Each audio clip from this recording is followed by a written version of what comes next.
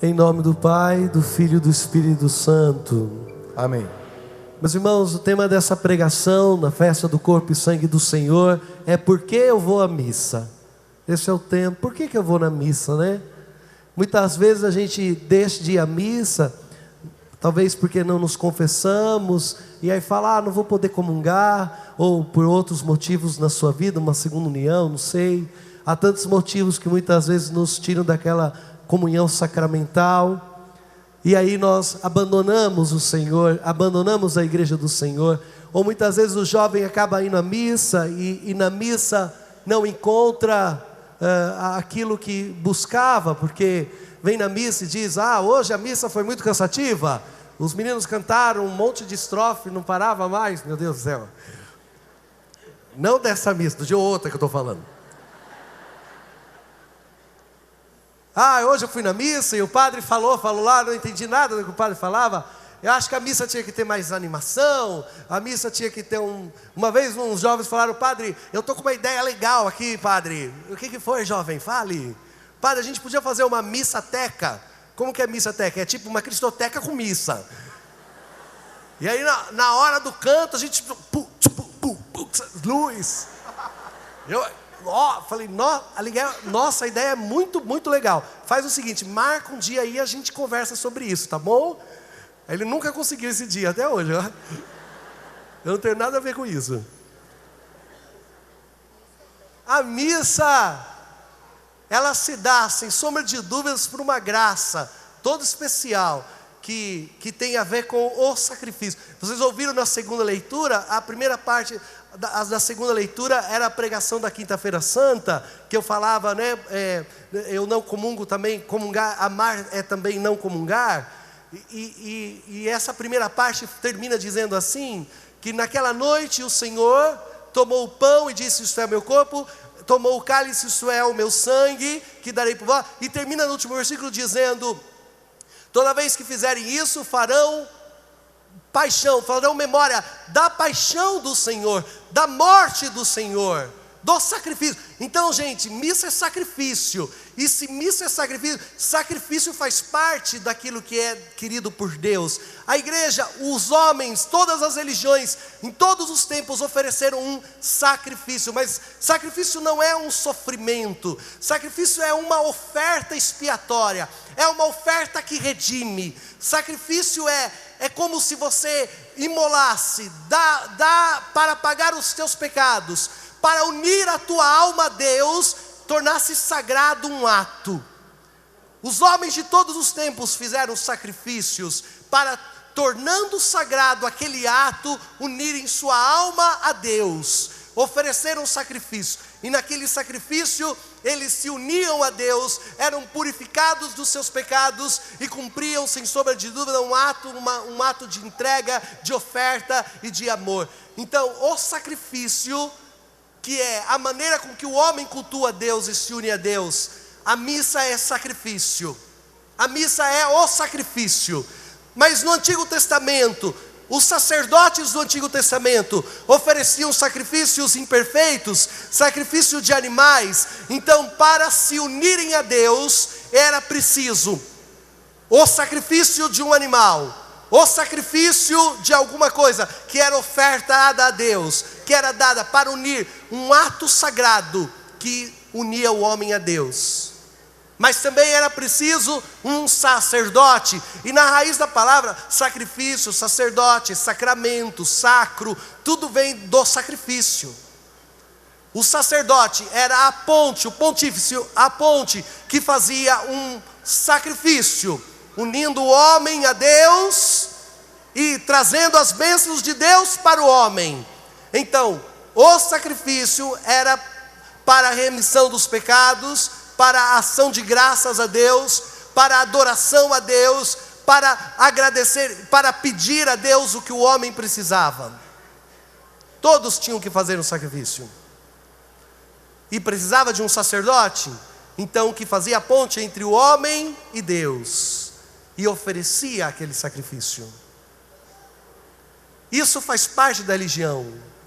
E nós ouvimos na segunda leitura o Senhor dizer que Todas as vezes em que tomasse aquele pão e aquele vinho, iam fazer memória da paixão do Senhor, da morte do Senhor.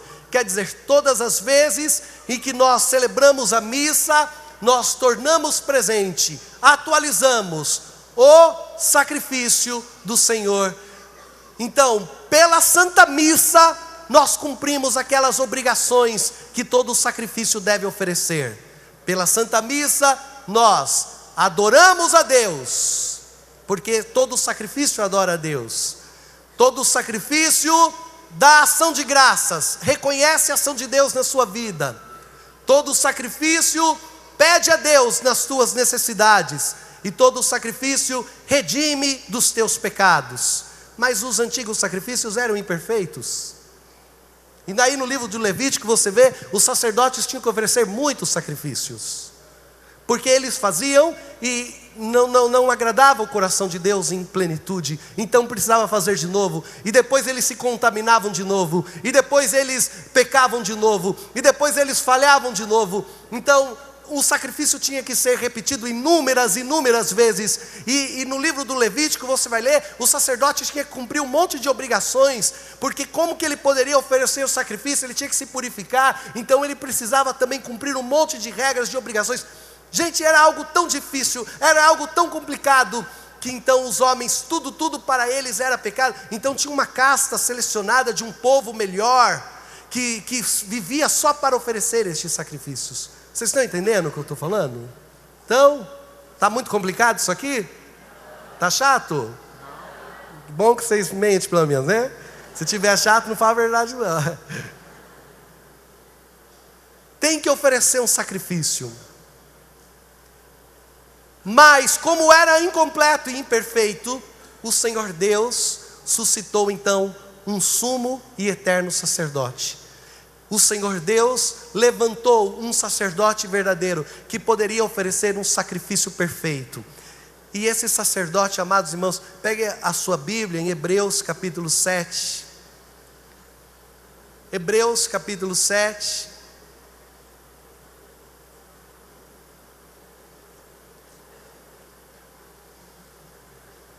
Você vai ler ali no capítulo 7, Hebreus capítulo, versículo 1. Este Melquisedeque, amém? Pode ler? Hebreus 7, versículo 1. Este Melquisedeque, rei de Salém, sacerdote do Deus Altíssimo, que saiu ao encontro de Abraão, quando este regressava da derrota dos reis, e o abençoou, ao qual Abraão ofereceu o dízimo de todos os seus despojos. É conforme seu nome indica, primeiramente, rei da justiça, e depois rei de Salém, isto é, rei da paz. Sem pai, sem mãe, sem genealogia, a sua vida não tem começo e nem fim. Comparável sob todos os pontos ao Filho de Deus, permanece sacerdote para sempre. Versículo 4. Considerai, pois, quão grande é aquele a quem até o patriarca Abraão deu o dízimo dos seus mais ricos espólios. Os filhos de Levi, revestidos do sacerdócio, na qualidade de filhos de Abraão, têm por missão receber o dízimo legal do povo, isto é, de seus irmãos. Naquele caso, porém, foi um estrangeiro que recebeu os dízimos de Abraão e abençoou o detentor das promessas. Ora, é indiscutível, é o inferior que recebe a bênção do que é superior.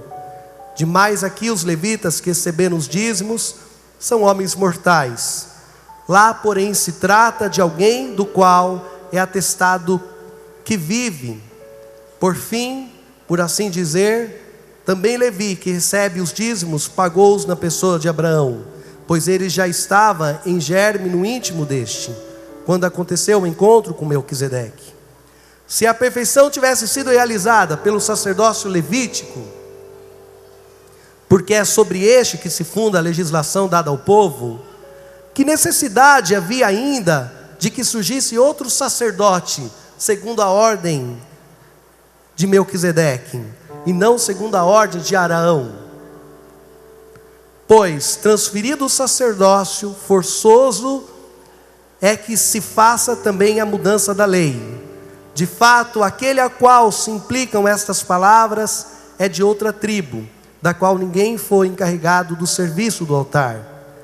E é notório que nosso Senhor nasceu da tribo de Judá, tribo a qual Moisés de nada encarregou ao falar do sacerdócio.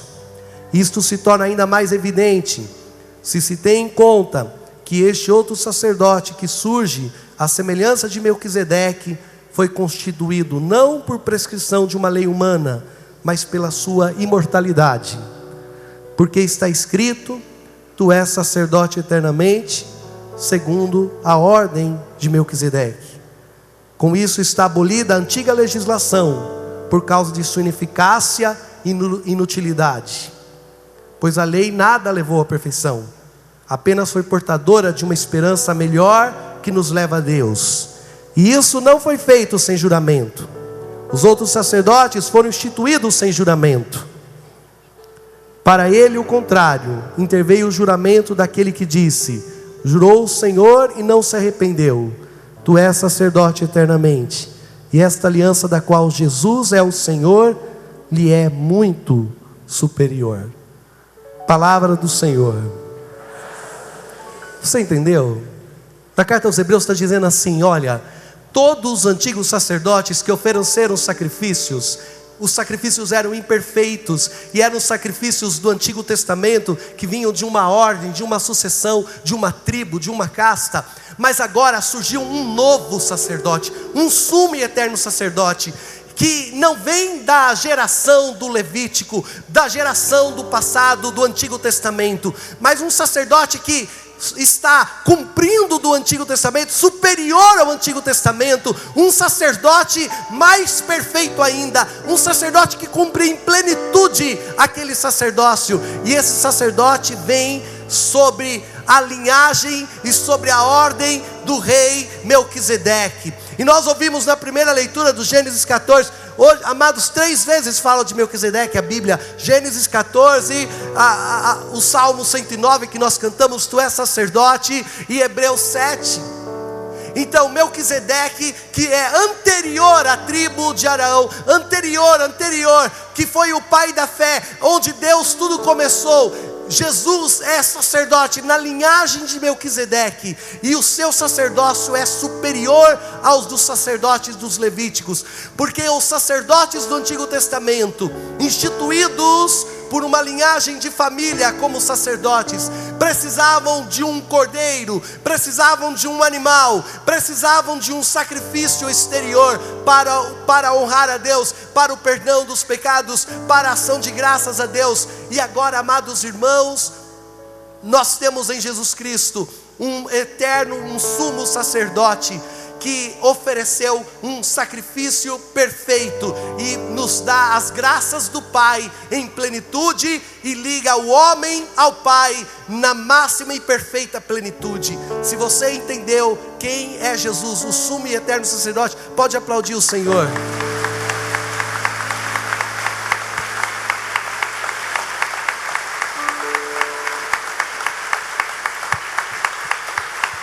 E você precisa entender, gente, essa teologia é complicada, é uma teologia bíblica, a teologia da igreja é complicada, porque algumas vezes você católico está na rua, alguém diz assim para você: ah, mas você não vê que Jesus zombou do sacerdote? Você é católico, você vai lá atrás de padre, que ouvir padre o quê? Que sacerdote o quê? Que você vai lá na igreja para ouvir um sacerdote, para participar daquele sacrifício de um sacerdote? Você não viu? Jesus disse que os sacerdotes, hipócritas, vocês foram sacerdotes que crucificaram Jesus. E põe no teu coração, pega a palavra, olha lá, Jesus criticou o sacerdote, e você fica pensando: ah, será que os padres é da linhagem desse sacerdócio que Jesus criticou? Não. Jesus cumpriu em plenitude. Aquele antigo sacerdócio foi plenificado, foi elevado, foi tirado daquilo que era imperfeito e pequeno e levado para a grandeza. Por isso, amados irmãos, nenhum padre é padre em si mesmo, nenhum sacerdote é sacerdote para si mesmo, nenhum sacerdote é dono do seu sacerdócio, porque o sumo e eterno sacerdote tem um nome, e esse nome é Jesus Cristo, o Senhor.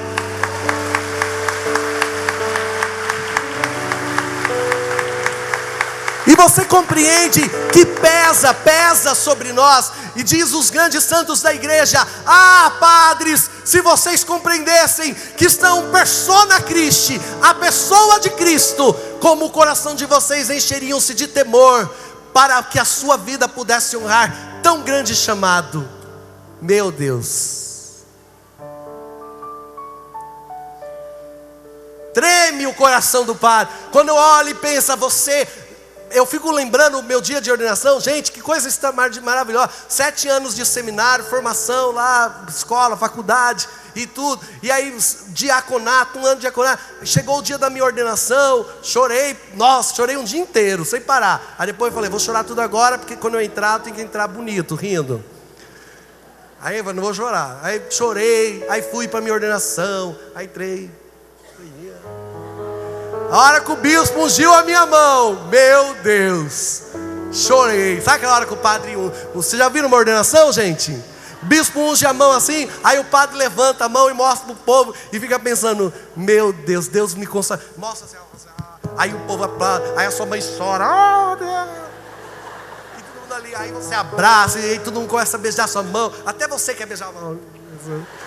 Meu Deus do céu, é tremendo, gente. O coração da gente vibra, e você fica pensando, meu Deus, eu, Senhor, tão pobre, tão pequeno, tão fracassado, Senhor, e o Senhor me quer, e o Senhor me chama, meu Deus do céu. Me capacita, Senhor, me converte, Senhor, me dá a inteligência de compreender esse chamado. E aí o Senhor, aí pensa eu, tipo,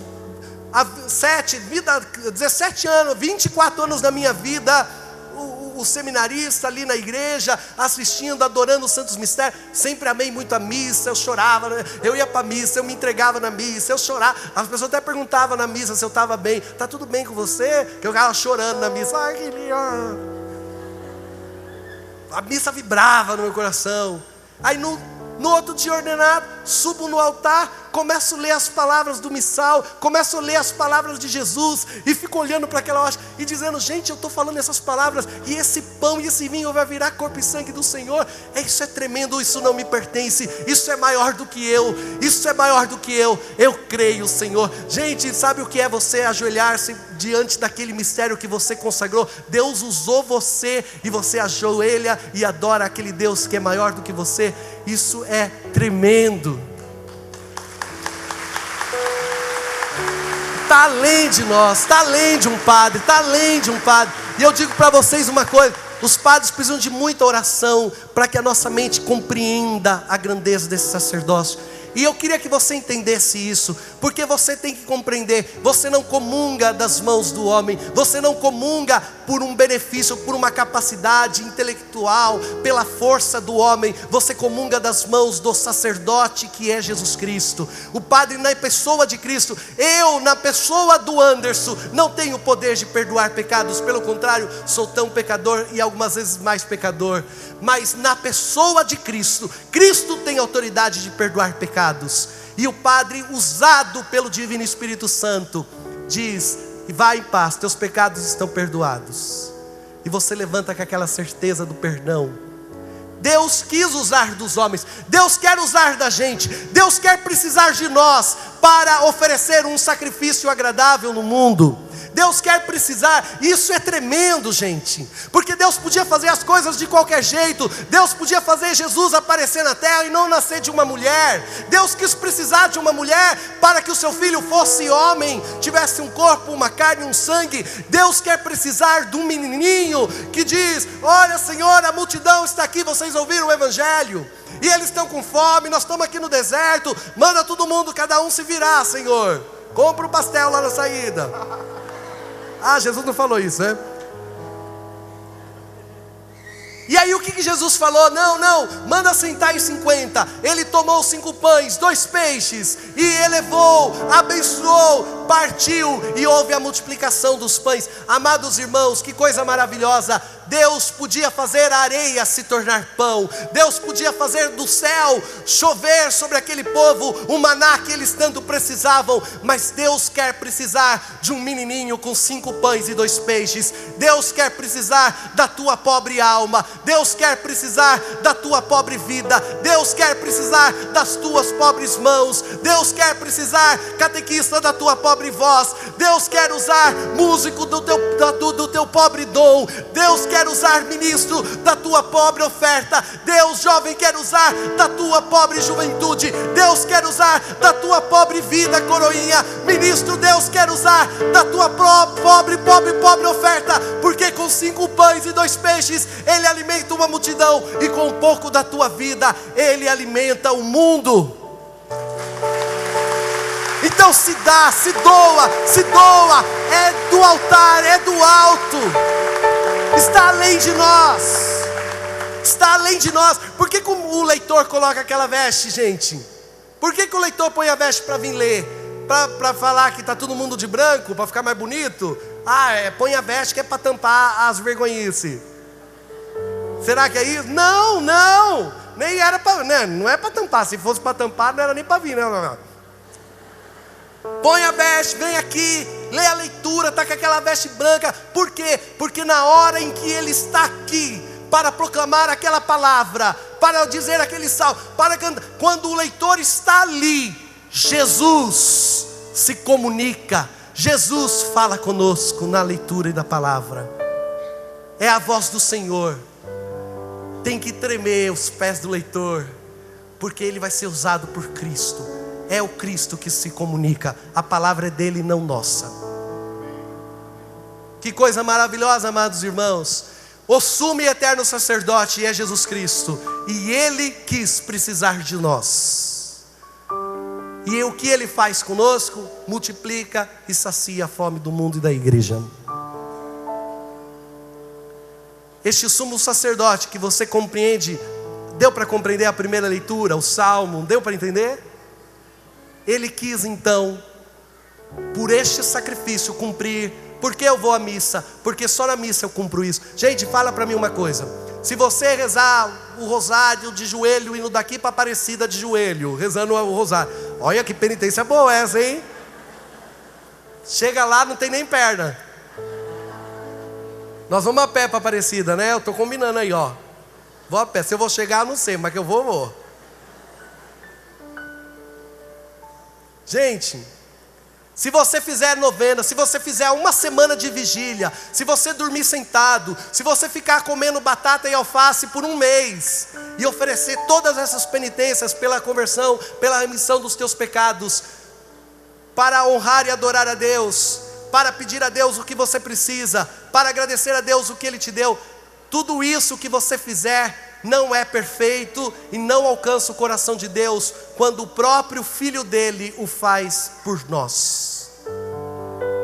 Se você rezar na tua casa, se você ler a Bíblia inteira na tua casa, se você fizer tudo na tua casa e não vir à igreja, e não vir numa missa, você não cumpre o que um sacrifício cumpre, porque não é igual, é imperfeito. Mas se o sacerdócio de Jesus se dá no sacerdócio ministerial do padre, se a missa é o sacrifício, se o sacrifício perfeito é oferecido pelo próprio Jesus, e se Ele se faz o cordeiro imolado, se Ele é também a oferta, Ele não é só o sacerdote, Ele também é o cordeiro, Ele também é o que é ofertado, Ele também é o imolado. Não é mais o sangue de animais, não é mais o sacrifício dos animais imperfeitos que querem cumprir as obrigações, não. Agora o sangue derramado é de Jesus Cristo, agora o corpo ferido é de Jesus Cristo, agora o cordeiro imolado é o próprio Senhor. Gente, Ele é o sacerdote e Ele é o cordeiro, e por isso Ele é sumo, por isso Ele é maior do que todos os sacrifícios e mais perfeito. Pensa você, se você vai fazer alguma coisa para Deus, Deus vai ficar feliz? Sim ou não? Vocês ficaram em dúvida?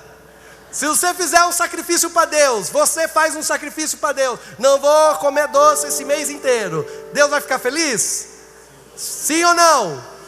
Sim, você faz um sacrifício pela sua conversão. E se eu falar para você que Jesus Cristo vai fazer um sacrifício pela tua conversão, Deus vai ficar mais feliz com o de Jesus ou com o seu? Com quem, igreja? De Jesus. Se vocês não responderem isso, é que vocês não estão entendendo nada. Vamos falar de novo, bem forte, que é para o padre ficar feliz. Se você oferecer um sacrifício Deus vai gostar. Mas se o filho dele oferecer um sacrifício, Deus vai ficar mais feliz ou não? Sim. Muito mais. Eu quero dizer uma coisa para você. Você pode ir a pé para Aparecida do Norte. Você pode rezar de joelho. Você pode fazer jejum de alface e batata um mês. Você pode fazer tudo isso. Mas você não pode nunca alcançar o que uma missa pode fazer por você. Você está entendendo isso aí?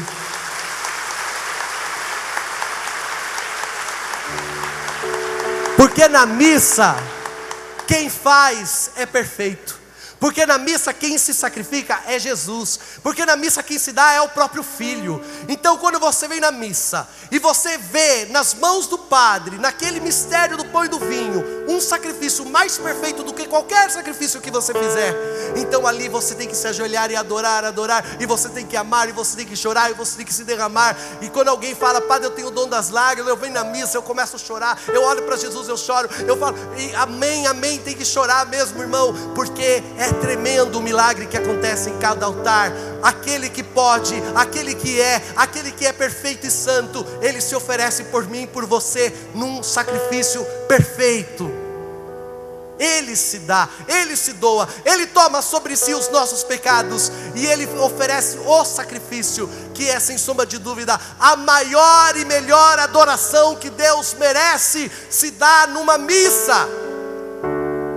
Que sem sombra de dúvidas, o maior agradecimento que o homem pode fazer ao Pai se dá numa missa. A maior ação de graça se dá numa missa. O pedido mais perfeito e santo sobre as nossas necessidades, sobre as nossas misérias, o clamor daquilo que nós precisamos nesse mundo e na vida que há de vir, pode ser alcançado por uma missa, de forma perfeita, grande e sublime. E não há, amados irmãos, sacrifício que mais redime os nossos pecados do que o próprio sacrifício de Jesus, que se dá numa missa.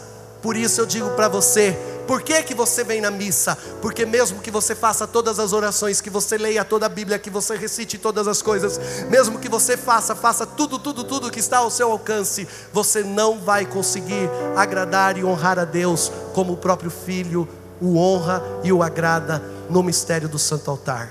Se você entendeu isso, pode aplaudir o Senhor.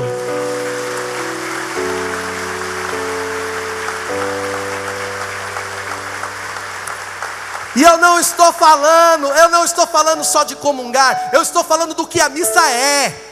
Eu não estou falando de comungar, estou falando do que a missa é. Comunhão ainda é graça maior, porque Deus é tão fecundo, que além de fazer tudo isso por nós, ainda nos chama para a comunhão. Eu quero dizer para você, muitas vezes a pessoa não está comungando, não quer mais vir na missa.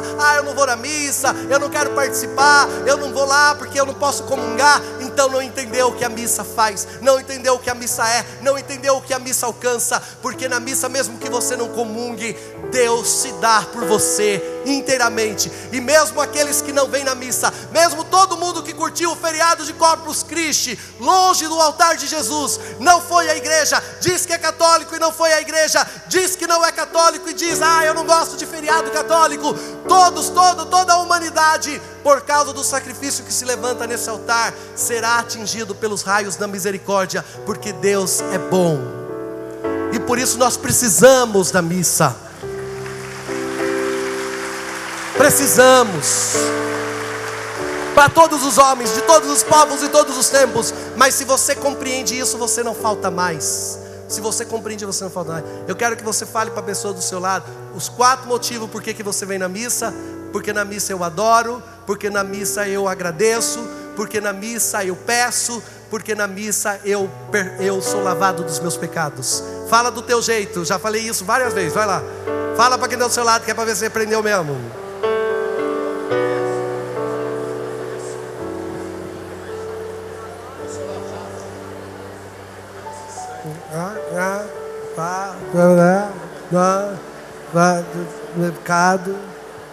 Fala do teu jeito.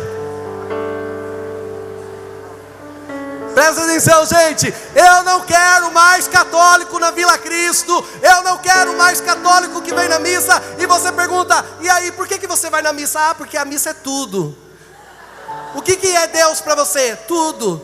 Quem é Jesus para você? Tudo. Tá bom. Tudo. Significa, eu não sei mais o que falar.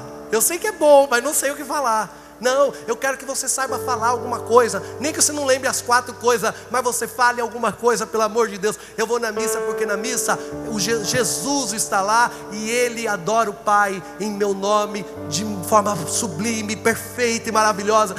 Não sei, gente, fala aí do teu jeito, fala de alguma forma, mas fala de todo o teu coração, com a certeza de que o sumo e eterno sacerdote se dá no altar por cada um de nós. Agora eu estou terminando essa pregação. Agora eu estou terminando. Pensa se você viesse na missa. A missa é sacrifício. Todo mundo entendeu, né? E por causa que a missa é sacrifício, é por isso que algumas vezes o padre até nos primeiros ritos iniciais, nos momentos de adoração, eu até permito que bata palmas. Mas por que muita gente não bate palma na missa, ou não gosta, ou que não prefere não bater? Ou por que na hora do santo a gente não bate palma, no amém a gente não bate palma? Porque na missa é sacrifício, Jesus está se imolando. Jesus está se imolando. Toda vez que fizer isso, vocês farão a morte do Senhor presente. Então não combina. Jesus está morrendo. Gente, imagine se você viesse na missa e seus olhos se abrissem e você começasse a enxergar o que realmente acontece no altar. O que realmente acontece aqui é o seguinte: tem uma cruz aqui, Jesus está na cruz, do jeito que vocês estão olhando lá. Por isso que eu coloquei a cruz no meio, que é para você olhar e falar: eu sei o que eu estou fazendo aqui. A missa é sacrifício. É isso que está acontecendo na consagração. Jesus está ali, se sacrificando, porque só o sacrifício cumpre. Aí os seus olhos se abrem e você começa não a ver essa imagem, você vê a verdade do que está acontecendo. O Calvário, atualizado, no sublime momento que Jesus está na cruz, porque Ele não fica morrendo, não, Ele morreu uma vez só. Nós somos, pela graça do Espírito Santo, inseridos no único mistério que aconteceu no tempo. E os seus olhos se abrem e você começa a enxergar aqui o crucificado, e aos pés dele a mãe chorando em pé, os soldados, e você visse o sofrimento do teu Senhor, e você visse Ele lá sangrando, ferido, sofrendo. Você consegue imaginar, se os teus olhos conseguissem enxergar a realidade do que é uma missa, quão assustados nós ficaríamos, quão choraríamos junto da Virgem Santíssima? De ver uma pessoa chorando do lado da gente, a gente já não fica comovido? Que a pessoa chorando, a pessoa está ali chorando, você chega, abraça ela, calma, fica calma, calma. Você já sente a dor daquela pessoa. Quando você vê uma mãe chorando por um filho morto, como que você fica? Imagine você em toda missa, você enxergar espiritualmente essa cena e ver Maria chorando. Como que você ficaria, gente? Perguntaram uma vez para o Padre Pio: Padre, por acaso na hora da missa as suas chagas doem? Porque o Padre Pio tinha as chagas igual de Jesus. Suas chagas doem? E ele respondeu assim: por acaso sofrer na cruz não teria dor? A missa é a atualização do sacrifício, não é um teatro, não é uma lembrança. Padre Pio vivia espiritualmente o que a missa é. Então ele sofria na missa, ele sangrava, ele sofria como Jesus sofria. E aí, amados irmãos, imagine toda a missa você enxergar isso.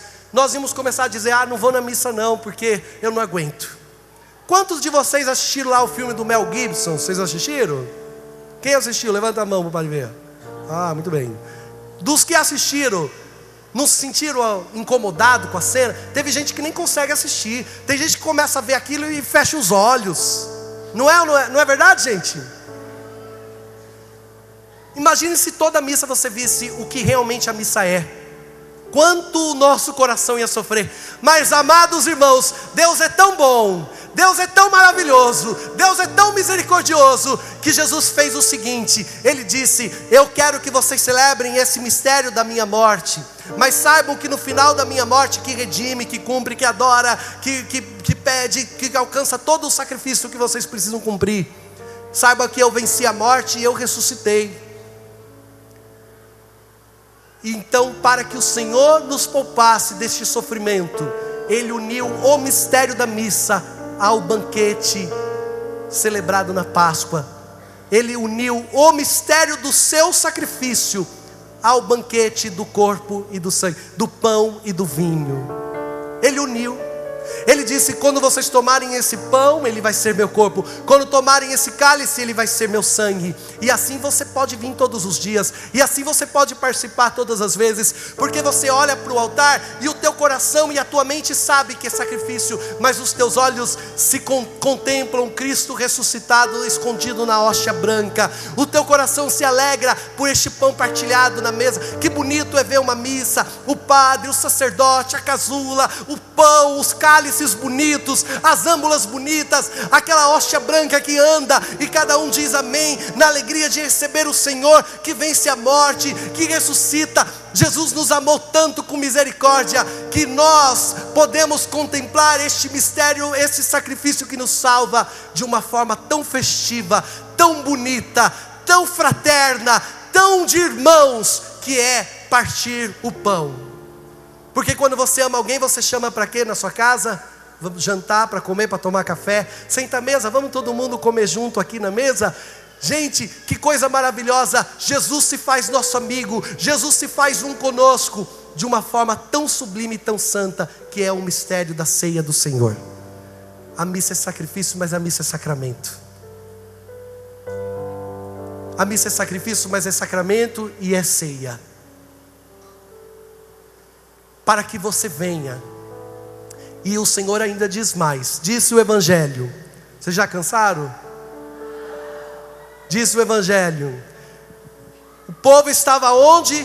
Com Jesus. Onde que estava a multidão? Onde que eles estavam, igreja? No deserto. E como que é o deserto? É bonzinho ficar lá?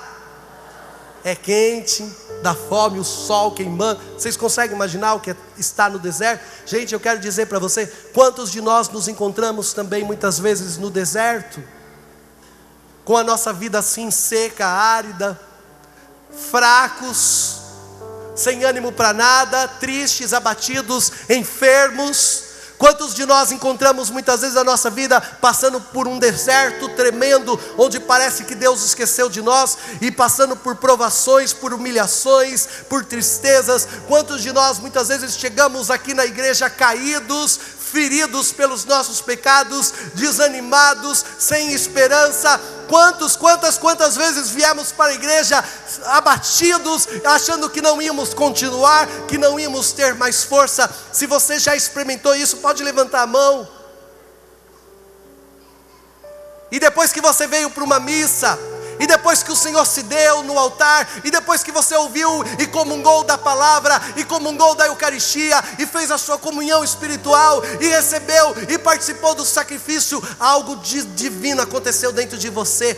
E você que estava caído se levantou, e você que chorava secou as tuas lágrimas, e você que queria desistir encontrou esperança, e você que não era, estava fraco encontrou forças. Quantas e quantas vezes nós fomos sustentados por este pão do céu, porque se nos unimos ao sacrifício de Jesus Cristo. Ele disse uma coisa, ele disse na Sagrada Escritura: quem se une a mim, quem vai à cruz comigo, quem sofre a paixão comigo, comigo também vencerá, comigo também ressuscitará, e eu estarei convosco todos os dias, e vos levarei até o fim, porque eu sou o caminho, a verdade e a vida. E nesta ceia, e nessa Eucaristia, e neste pão dos anjos, e nesta comunhão, nós fomos levantados das nossas quedas, das nossas misérias, e o nosso coração foi refeito, e a nossa alma se abriu, e o céu se deu na terra para cada um de nós. Se você já experimentou as delícias e as alegrias da Santa Missa, pode aplaudir nosso Senhor Jesus Cristo, porque Ele merece. E eu quero falar isso para você: ame a missa, comungue quantas vezes puder, e se entregue e se oferta ao Senhor com toda a gratidão do teu coração. Gratidão, Senhor, por teu corpo e por teu sangue, pois eles me farão